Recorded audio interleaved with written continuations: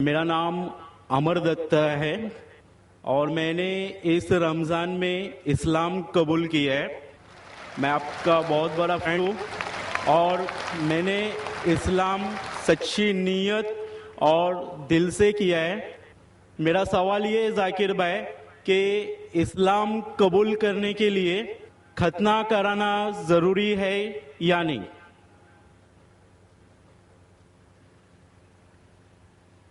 بھائی صاحب ماشاء اللہ اس رمضان میں اللہ نے ہدایت دی انہیں اور امن کا مذہب قبول فرمایا.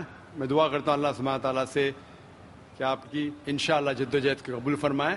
اس دنیا اور آخرت میں بھی انشاءاللہ آپ سفلتا پائیں گے. آپ کا سوال تھا کہ جب غیر مسلم بنتا ہے، اسلام قبول کرتا ہے، تو ختنہ کرنا ضروری ہے کہ نہیں؟ ختنہ کرنا جب ایک انسان مسلمان بنتا ہے تو فرض نہیں ہے لیکن سنت موقدہ ہے. فرض نہیں ہے لیکن سنت موقدہ ہے، یعنی بہت اہم سنت ہے. It is recommended. کیوں؟ کیونکہ کئی وجہ ہے. آپ شاید جانتے ہیں کہ سائنس ترقی کرنے کے بعد سائنس آج یہ کہتی ہے کہ جب ایک بچہ پیدا ہوتا ہے، پیدا ہونے کے بعد اگر اس کی ختنہ ہوتی ہے تو اسے بہت کم چانسز ہے carcinoma of the penis, cancer of the penis ہونے کے بہت کم چانسز ہے. اسی طریقے سے کئی بیماریاں ہیں جو ختنہ کرنے کے وجہ سے یہ بیماری اس لڑکے کو، اس آدمی کو ہو نہیں سکتی. مثال کے طور پہ دیر از دا پریپیوس وچ از دیر، اس کے وجہ سے وہ زپ میں اٹک سکتا ہے. They can be problem with it. Further more آج کی ریسرچ یہ بھی کہتی ہے کہ جو شخص ختنہ کر چکا ہے اس کو ایڈس کے چانسز اور کم ہیں. ایسے کئی ریسرچز ہیں. آپ اگر میرا کیسٹ سنیں گے سائنس کے بارے میں، اس میں اور ڈیٹیل سے کہا ہوں کہ کیوں ختنہ کرنے کو کہا گیا اسلام میں. تو محمد صلی اللہ علیہ وسلم کی سنت ہے، ختنہ کرنا چاہیے، بہت اہم سنت ہے. کرے تو بہت اچھا ہے لیکن اسلام میں فرض نہیں ہے. Hope the answers the question. Mic number 3 میں اگر کوئی سوال ہو تو کر سکتے ہیں. جی برادر. السلام علیکم. ڈاکٹر ذاکر نائک صاحب، میرا نام نیلیش آمبور ہے، میں اورنگ آباد سے آیا ہوں.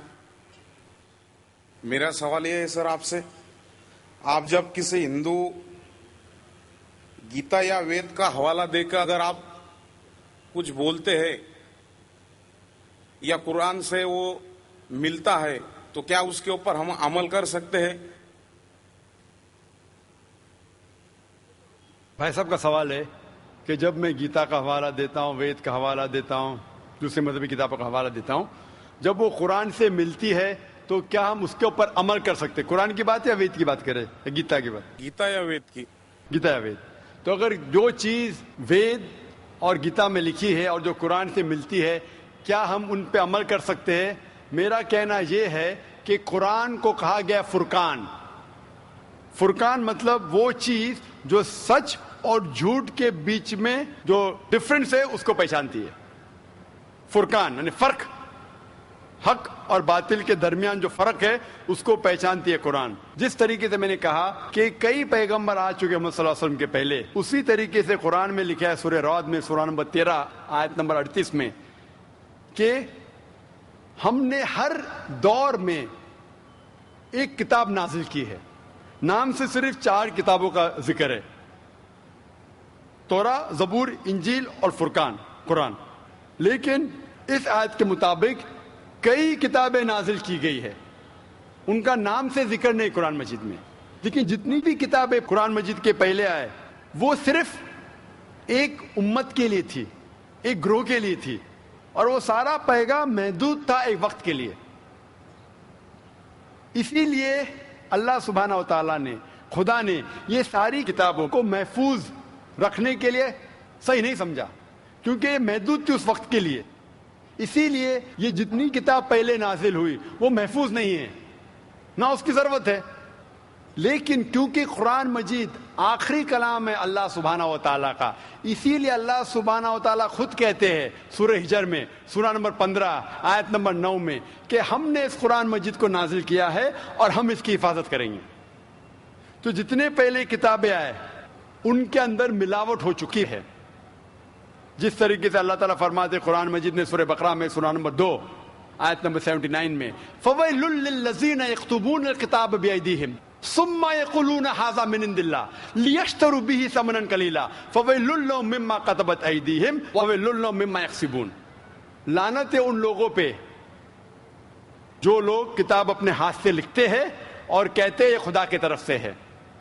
لعنت ہے ان لوگوں پہ جو کماتے ہیں, لعنت ہے ان لوگوں پہ جو لکھتے ہیں. تو اس سے یہ ظاہر ہوتا ہے کہ جتنے پہلے کتابیں آئے ان میں ملاوٹ ہو چکی ہے. یہ قرآن آخری کلام ہے اور کوئی بھی چاہے تو اس کو تبدیل کر ہی نہیں سکتا. خدا خود اللہ سبحانہ و تعالیٰ خود اس کی حفاظت کریں گے.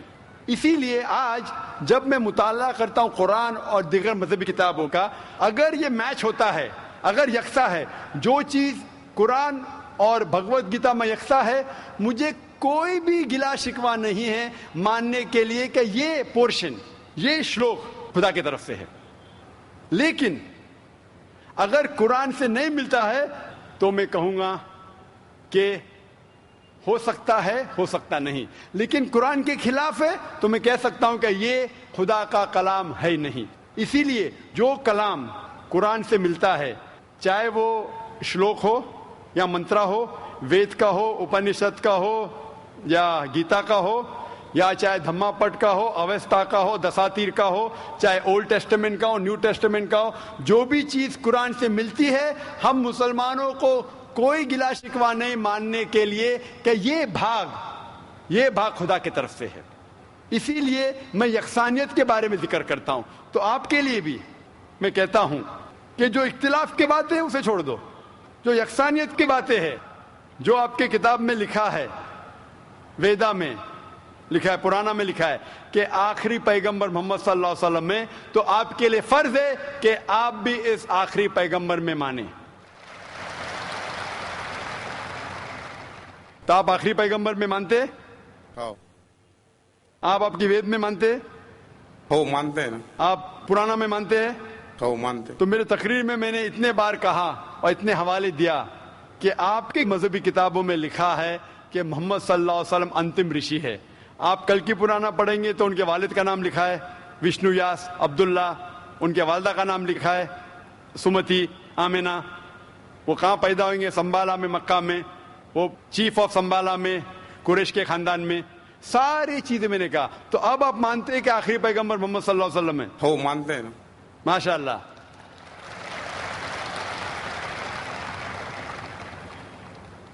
تو آپ مانتے ہیں کہ خدا ایک ہے؟ ہو, بالکل. آپ مانتے ہیں خدا کی کوئی بھی پرتیما نہیں ہے؟ بے شک. اور صرف خدا کی عبادت کرنا چاہیے؟ صحیح. تو آپ یہ مانتے ہیں کہ خدا ایک ہے اور محمد صلی اللہ علیہ وسلم آخری پیغمبر ہے؟ ہو.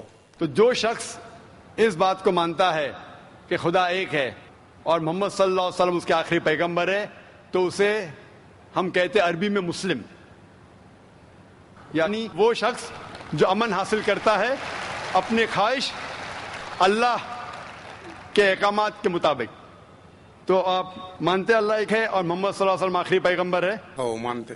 تو آپ چاہتے کہ اسلام قبول کرے؟